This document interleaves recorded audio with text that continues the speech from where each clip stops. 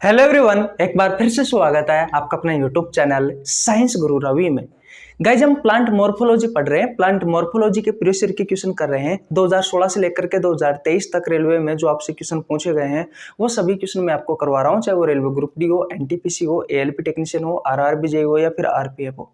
चलिए सबसे पहले मैं चैप्टर का नाम लिखता हूँ भैया, प्लांट मॉर्फोलॉजी। प्लांट मॉर्फोलॉजी, पादप आकारिकी, ये आपका चैप्टर है भैया।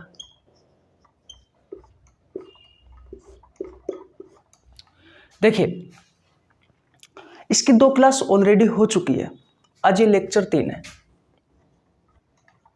पिछली 2 क्लासें नहीं देखी है आपने तो जनशताब्दी एक्सप्रेस बैच का आपको नीचे लिंक डिस्क्रिप्शन में मिल जाएगा, जा करके देख लेना। सबसे पहले मैं आपको बताता हूं कि प्लांट मॉर्फोलॉजी पादप आकारिकी होती क्या है। पादप के बाहरी भागों के बारे में अध्ययन हम विज्ञान की जिस शाखा में करते हैं उस शाखा को प्लांट मॉर्फोलॉजी कहा जाता है, पादप आकारिकी कहते हैं। प्लांट के बाहरी भाग कौन कौन से हैं, तो जैसे कि जड़ है, तना है, पत्ती है, फल है, फूल है, इन सब के बारे में अध्ययन आप विज्ञान की जिस शाखा में करते हो उस शाखा को क्या कहा जाता है, उस शाखा को प्लांट मॉर्फोलॉजी कहा जाता है, अर्थात पादप आकारिकी कहा जाता है। तो जड़, तना, पत्ती, फल, फूल, इनमें से सबसे ज्यादा जो क्वेश्चन पूछे जाते हैं रेलवे में वो पूछे जाते हैं फ्लावर से। फ्लावर से अर्थात पुष्प से, जिसे आप फूल भी कहते हो। और भैया मैं आपको पिछले 2 दिनों से ही फूल से संबंधित जितने भी क्वेश्चन आपसे रेलवे में पूछे गए हैं वो सभी क्वेश्चन मैं आपको बहुत अच्छे से करवा रहा हूं। इतनी बात क्लियर है। 8 क्वेश्चन अब तक हम कर चुके। आज हम क्वेश्चन नंबर 9 से स्टार्ट करेंगे, लेकिन उससे पहले 5-7 मिनट में मैं आपको फटाफट रिवीजन करवा देता हूं कि पिछली 2 क्लासों में हमने क्या क्या पढ़ा है और क्या क्या नहीं पढ़ा। देखो, पादप का जो मुख्य जनन भाग होता है वो होता है भैया पुष्प, और इस पुष्प के 4 भाग होते हैं। देखो पुष्प के कितने भाग होते हैं, पुष्प के 4 भाग होते हैं। सबसे जो बाहरी भाग होता है वो होता है भैया कैलिक्स, जिसे आप सेपल भी कहते हैं। हिंदी में इसे कहा जाता है बाह्य पुंज। ये आपका जो पुष्प होता है, फ्लावर होता है, उसका सबसे बाहरी भाग होता है जो हरे रंग का होता है, जो पंखुड़ियों को, नर पुष्प को और मादा पुष्प को सुरक्षा प्रदान करने का काम करता है। पुष्प का जो दूसरा भाग होता है वो होता है कोरोला, या फिर भैया पीटल। हिंदी में कहा जाता है पंखुड़िया। तीसरा जो भाग होता है वो होता है नर पुष्प, इसे कहा जाता है एंड्रोसियम। इसके अलावा इसे स्टेमन भी कहा जाता है। इसके अलावा इसे पुंकेसर कहा जाता है। इसके अलावा इसे पुमंग के नाम से भी जाना जाता है। ये पुष्प का नर भाग है। चौथा, पुष्प का जो मादा भाग होता है वो कौन सा है? पुष्प का जो मादा भाग होता है या फिर मादा जो पुष्प है वो होता है गाइनोसियम, या फिर भैया पिस्टल, या इसे कार्पेल के नाम से भी जाना जाता है। इसे स्त्री केसर कहा जाता है या फिर जायांग कहा जाता है। आज ये जायांग और ये कार्पेल सबसे ज्यादा आपको देखने को मिलेगा। तो ये आपके पुष्प के 4 भाग होते हैं। एक पुष्प का नर भाग होता है जो जनन में सहायक होता है, जिसका नाम है एंड्रोसियम, स्टेमन या पुंकेसर या पुमंग। एक पुष्प का मादा भाग होता है जो जनन में सहायक होता है, वो होता है गाइनोसियम, पिस्टल कह दीजिए, कार्पेल कह दीजिए, स्त्री केसर कह सकते हो या फिर जायांग कह सकते हो। इसके अलावा पुष्प जो होता है उसमें पंखुड़ियाँ होती है, आप सभी को पता है। इसके अलावा जो पुष्प का बाहरी भाग होता है जिसे आप बाह्य पुंज कहते हो वो होता है कैलिक्स या सेपल। मैंने पिछले लास्ट क्लास में इनके बारे में बहुत अच्छे से समझाया भी था।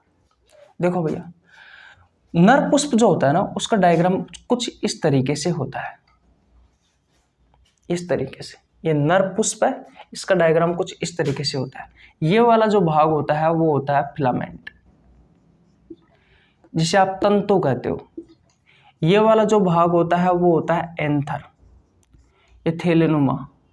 और इस एंथर के अंदर की तरफ सफेद रंग का एक पाउडर भरा रहता है दानेनुमा, जिसे कहा जाता है पोलिन ग्रेन, पोलिन ग्रेन्स, परागकण।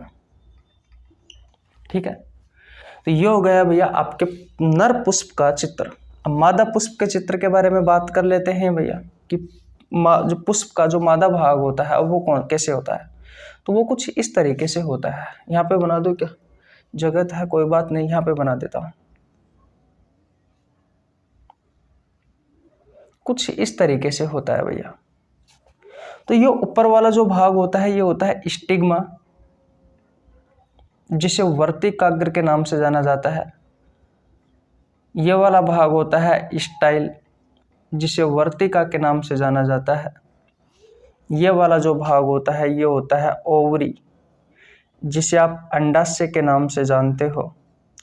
और ये बीच वाला भाग होता है ये होता है, ये वाला भाग होता है ओव्यूल, जिसे बीजांड भी कहा जाता है। ठीक है, और इस ओवरी को सुरक्षा प्रदान करने के लिए इसके चारों ओर एक आवरण और होता है, जिसे ओवरी वॉल कहा जाता है। जिसे क्या कहा जाता है, जिसे ओवरी वॉल कहा जाता है,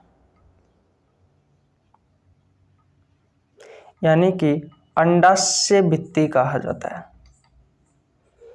इसके बारे में तो मैंने आपको पहली क्लास में पढ़ाई थी, यहाँ तक की सूचना। फिर दूसरी क्लास में मैंने आपको दो चीज़ नहीं बताई थी।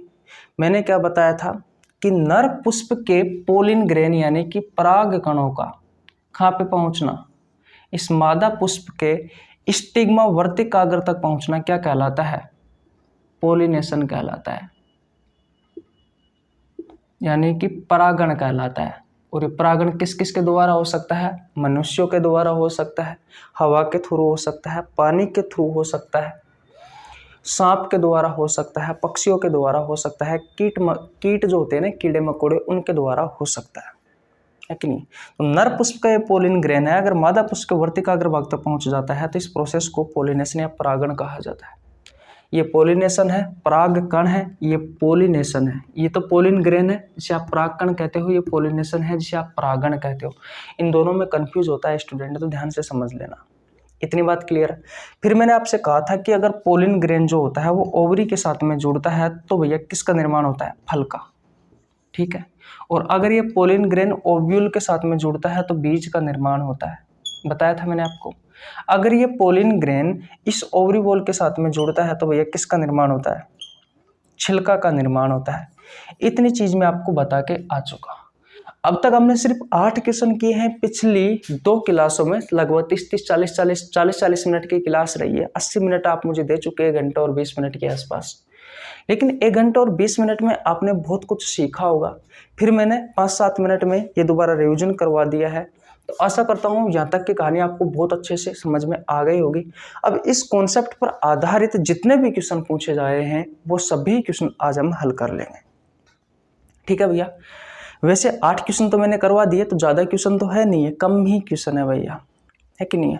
तो आज फटाफट हल कर लेते हैं, फिर कल पुष्प से संबंधित नया कॉन्सेप्ट सीखेंगे और फिर उस कॉन्सेप्ट पर आधारित भैया क्वेश्चन करेंगे। मैं आपसे क्या कह रहा हूँ, 2016 से लेकर के 2023 तक रेलवे ग्रुप डी में, एनटीपीसी में, एलपी टेक्नीशियन में, आरआरबी में जितने भी क्वेश्चन पूछे गए हैं भैया वो सभी क्वेश्चन मैं आपको बहुत अच्छे से यहाँ पे करा दूंगा। मैं कह रहा हूँ फिर आपसे आपका सिंगल क्वेश्चन भी नहीं छूटेगा बायोलॉजी से, अगर आप हमारे साथ रहे तो। कल कोशिका वाले चैप्टर की आपको पीडीएफ मिल जाएगी उसमें टेलीग्राम चैनल पर, तो जाकर के देख लेना। सॉरी, चलते हैं भैया, स्क्रीनशॉट ले लीजिए। क्वेश्चन नंबर 9 से शुरुआत करते हैं आज की क्लास की भैया। हाँ, चैनल पर नए तो मेरे भाई चैनल को जरूर सब्सक्राइब कर लेना, बेल आइकन को प्रेस कर लेना ताकि आपके पास हमारी वीडियो का नोटिफिकेशन टाइम टू टाइम पहुंच सके। अगर आप ये पहली बार देख रहे हैं और आपको समझ में कम आ रहा है तो उसका मतलब ये है कि आपने हमारी पिछली क्लासें नहीं देखी है। ये सिर्फ मैंने पिछली 2 क्लासों में हमने जो कुछ कॉन्सेप्ट सीखा है और इस कॉन्सेप्ट पर आधारित जो क्वेश्चन किए हैं वो कॉन्सेप्ट मैंने आपको सिखाया है भैया। वापस आपका रिवीजन करवाया है ताकि आपको सारी चीज़ें याद हो जाए। चलिए स्क्रीनशॉट ले लीजिए, नेक्स्ट क्वेश्चन की ओर चलते हैं, क्वेश्चन नंबर 9 की ओर चले। ओके, देखिए भैया, ये रहा आपकी स्क्रीन पर क्वेश्चन नंबर 9। क्वेश्चन नंबर 9 कहता है कि फूल के किन जनन भागों में जनन कोशिका होती है? बताइए, फूल के किस भागों में जनन कोशिका होती है? अरे भैया, जो पुष्प का जो नर भाग होगा उसमें तो जनन कोशिका होगी, और पुष्प का जो मादा भाग होगा उसमें ही जनन कोशिका होगी। पुष्प के नर भाग को किस नाम से जाना जाता है? पुंकेसर के नाम से जाना जाता है। और पुष्प का जो मादा भाग होता है उसे किस नाम से जाना जाता है? स्त्रीकेसर के नाम से जाना जाता है। इनमें ही जनन कोशिका होगी जो जनन में सहायक होती है भैया। तो इसके अलावा तो आप ऑप्शन कर ही नहीं सकते। और भैया, मैं आपको अच्छे से बता के आ चुका हूं कि पुंकेसर को और किस नाम से जाना जाता है। पुंकेसर को हम पुंमंग भी कह सकते हैं, एंड्रोसियम भी कह सकते हैं, स्टेमन भी कह सकते हैं। स्त्रीकेसर को हम गाइनोसियम कह सकते हैं, है कि नहीं है, कार्पेल कह सकते हैं, पिस्टल कह सकते हैं, जायांग कह सकते हैं, स्त्रीकेसर कह सकते हैं। तो भैया आपका राइट आंसर क्या हो जाएगा? Option number D. अब मत कहना भैया कि मुझे समझ में नहीं आया, क्योंकि मैं आपको बहुत अच्छे से पढ़ा के आ चुका हूँ।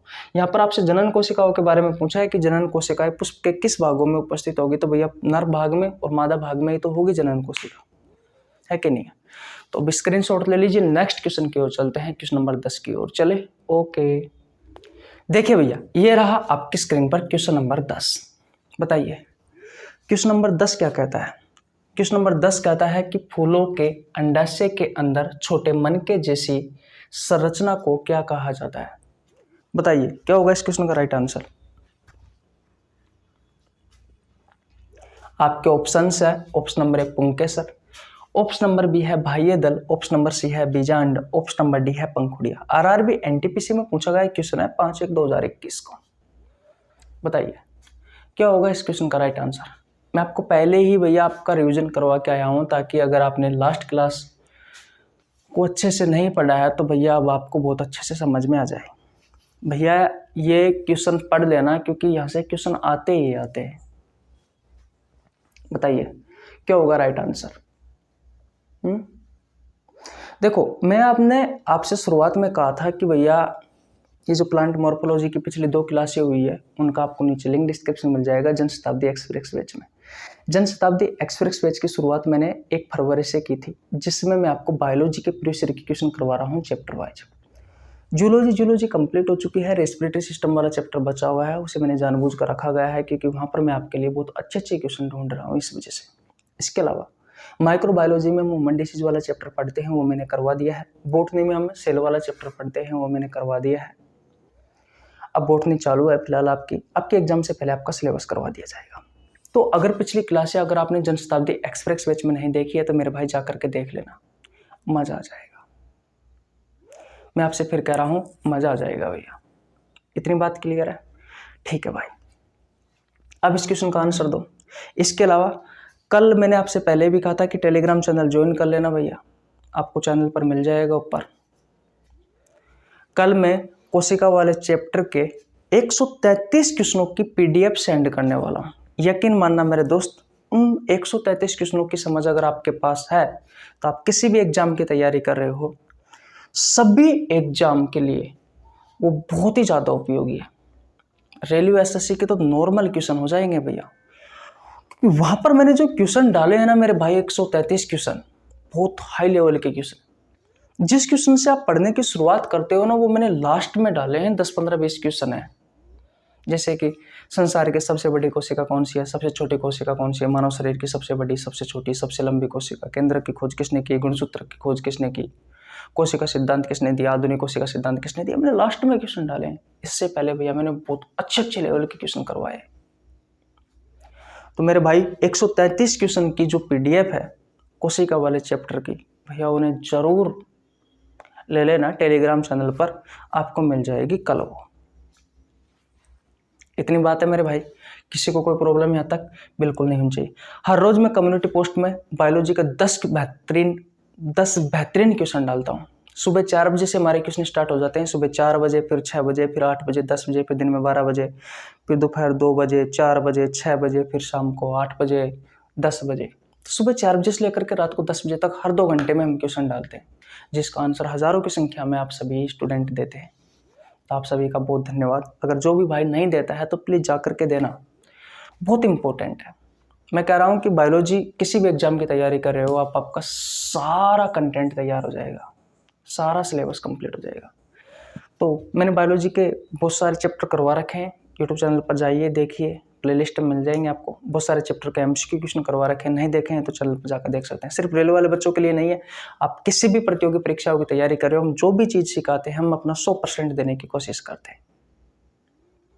ठीक है मेरे भाई, तो यहाँ तक की कहानी समझ में आ गई होगी आपको। अब इस क्वेश्चन का आंसर देखिए फूलों में अंडाशय के बारे में बात की जा रही है, और अंडाशय के बारे में हम किस में पढ़ते हैं? फूलों का जो मादा जनन भाग होता है, यानी कि पुष्प का जो मादा भाग होता है, उसमें हम अंडाशय के बारे में पढ़ते हैं। तो ये जो आपको संरचना दिखाई दे रही है सामने, ये किसकी है? ये है भैया मादा जनन भाग, ये है गाइनोसियम। गाइनोसियम है भैया, ये मादा पुष्प है। और मादा पुष्प के कितने भाग होते हैं? 4 भाग होते हैं। ऊपर वाला होता है स्टिग्मा, अभी लास्ट क्लास में ये बताया था, लास्ट स्लाइड में बताया था। वर्तिकाग्र कहा जाता है। ये वाला भाग होता है स्टाइल, जिसे वर्तिका कहा जाता है। ये वाला भाग होता है ओवरी, जिसे अंडाशय कहा जाता है। और ये वाला जो भाग होता है, ये वाला भाग होता है ओव्यूल, जिसे डिंब या फिर बीजांड के नाम से जाना जाता है। बोलो, अब आपसे क्वेश्चन पूछा गया है कि ये जो अंडाशय होता है ना, इस अंडाशय में मटकी के समान ये जो संरचना आपको दिखाई दे रही है, छोटे मन के जैसे, मटकी के समान क्या, छोटे मन के जैसे संरचना दिखाई दे रही है ना भैया आपको, ये वाली, इसको क्या कहा जाता है? देखो, फूलों के अंडाशय के अंदर, अब अंडाशय के अंदर तो ये संरचना आपको दिखाई दे रही है जो छोटे मनके के समान है, उस संरचना को क्या कहा जाता है? तो उस संरचना को क्या कहा जाता है? ओव्यूल कहा जाता है, डिंब कहा जाता है, बीजांड कहा जाता है। तो आपका राइट आंसर हो जाएगा ऑप्शन नंबर सी। देखो, लेटेस्ट क्वेश्चन है, आरआरबी एनटीपीसी में 5/1/2021 को पूछा गया क्वेश्चन है। बोलो, किसी को कोई प्रॉब्लम? बिल्कुल नहीं होनी चाहिए। स्क्रीनशॉट ले लीजिए, नेक्स्ट क्वेश्चन की ओर चलते हैं। चले भैया, ओके। देखिए भैया, ये रहा आपकी स्क्रीन पर क्वेश्चन नंबर 11। हम आराम से पढ़ रहे हैं भैया, टेंशन मत करो, आपका बायोलॉजी का सिलेबस कंप्लीट हो जाएगा आपके एग्जाम के पहले। फूल का एक मादा प्रजनन अंग है। आपके ऑप्शंस है पंखुड़िया, पुंकेसर, बाह्य दल और स्त्रीकेसर।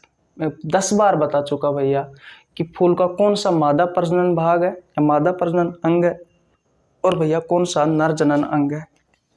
एक बार और बता देता हूँ, जो पुष्प होता है उसका जो मादा प्रजनन अंग होता है, ये लिख लेना चाहिए आप, वो मादा पुष्प वाला भाग होता है, जिसके बारे में आपको बता चुका। इसे कहा जाता है गाइनोसियम।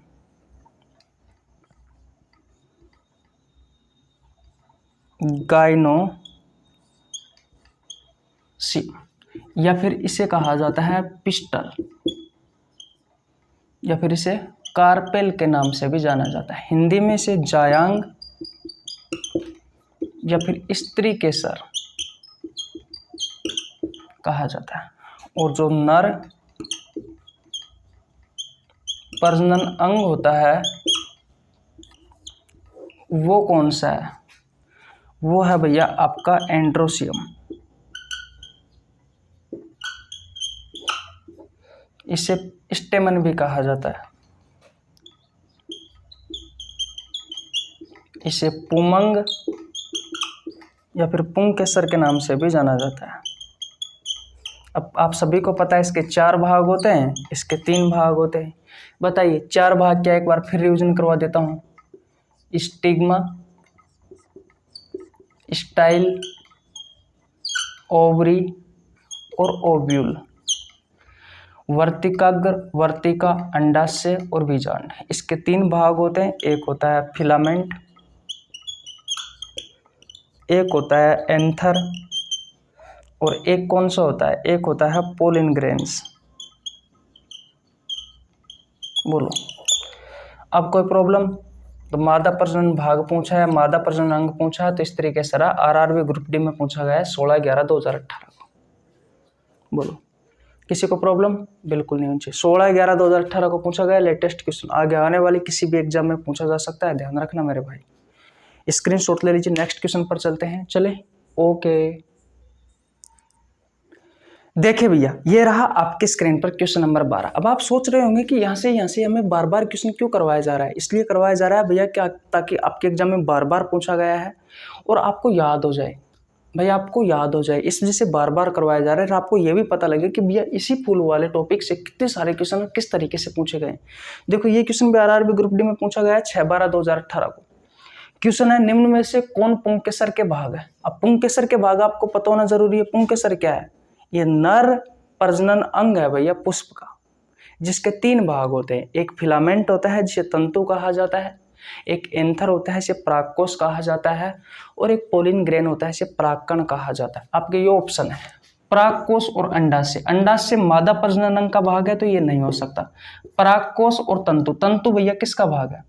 तंतु भी और परागकोश दोनों ही भैया नर प्रजनन तंत्र के भाग है। नर प्रजनन अंग है, ध्यान रखना दोनों ही। ये परागकोश और वर्तिकाग्र ये मादा प्रजनन अंग का भाग है, और ये वर्तिका भी और वर्तिकाग्र दोनों ही भैया किसके भाग है? ये मादा प्रजनन अंग के भाग है। तो दोनों नहीं हो सकते। आपका राइट आंसर हो जाएगा ऑप्शन नंबर बी। किसी को प्रॉब्लम यहाँ तक? बिल्कुल नहीं होनी चाहिए। अरे भैया ये देखो, ये फिलामेंट याद आ गया कुछ? इसे तंतु कहा जाता है। ये एंथर, इसे पराग कोश कहा जाता है। ठीक है, ये दोनों ही ऑप्शन में पूछे गए हैं। ये देखो परागकोश और तंतु, और इसके अंदर की तरफ कौन भरा रहता है? पोलिन ग्रेन, यानी कि पराग कण। ये नर पुष्प है भैया, तो इसका राइट आंसर हो जाएगा ऑप्शन नंबर बी, परागकोश और तंतु। स्क्रीनशॉट ले लीजिए भैया। नेक्स्ट क्वेश्चन की ओर चलते हैं, चले। ओके, देखिए भैया, आज का आपका अंतिम क्वेश्चन है क्वेश्चन नंबर 13। अब ये कॉन्सेप्ट समाप्त हो चुका है। कल हम पुष्प वाले भाग में, यानी कि पुष्प वाले भाग का जो अंतिम कॉन्सेप्ट है उसके बारे में चर्चा करेंगे, और शायद हो सकता है कि पुष्प वाला भाग कल समाप्त हो जाए। क्वेश्चन नंबर 13 कहता है कि पुष्प में स्त्री केसर के शीर्ष भाग को क्या कहा जाता है। आपके ऑप्शन है बीजांड, वर्तिकाग्र, वर्तिका, अंडाशय। आरआर विजय में पूछा गया है 2/6/2019 को। आपने देखा कि पुष्प से किस तरीके से हमारे एग्जाम में क्वेश्चन पूछे हैं, बिल्कुल इजी। अगर आपको डायग्राम याद है तो फिर आप बहुत अच्छे से कर सकते हैं। जैसे कि ये वाला भाग है, इसमें पूछा गया है कि पुष्प का जो स्त्री केसर वाला भाग है उसका डायग्राम ये होता है, हमें पता है बहुत अच्छे से। मटकी बनानी है और अंदर इस तरीके से बनाना है। ये है भैया स्टिग्मा वाला भाग, जिसे क्या कहा जाता है? जो वर्तिकाग्र कहा जाता है। ये है स्टाइल, जिसे वर्तिका कहा जाता है। ये है आपका ओवरी, जिसे अंडाशय कहा जाता है। और ये है भैया ओव्यूल, जिसे डिंब या फिर बीजांड के नाम से जाना जाता है। आपसे क्वेश्चन पूछा गया है कि ये जो स्त्री केसर का भाग है, इसका जो ऊपरी भाग होता है, ये जो शीर्ष भाग होता है, इसे क्या कहा जाता है? तो इसे कहा जाता है स्टिग्मा वर्तिकाग्र। तो आपका राइट आंसर होगा ऑप्शन नंबर बी, वर्तिकाग्र। आरआरबी जेईई में पूछा गया है 2/6/2019 को। लास्ट क्लास इंपॉर्टेंट होने वाली है, इसकी नेक्स्ट वाली जरूर देखना, मिस मत करना भैया। स्क्रीनशॉट ले लो सबसे पहले तो। अब बताओ वीडियो कैसी लगी मेरे भाई। अगर वीडियो अच्छी लगी हो तो वीडियो को लाइक कर देना। चैनल पर नहीं तो चैनल को जरूर सब्सक्राइब कर लेना। बेल आइकन को प्रेस कर लेना ताकि आपके पास हमारी वीडियो का नोटिफिकेशन टाइम टू टाइम पहुंच सके। मिलते हैं गाइस नेक्स्ट वीडियो में, तब तक के लिए जय हिंद, जय भारत, राम राम।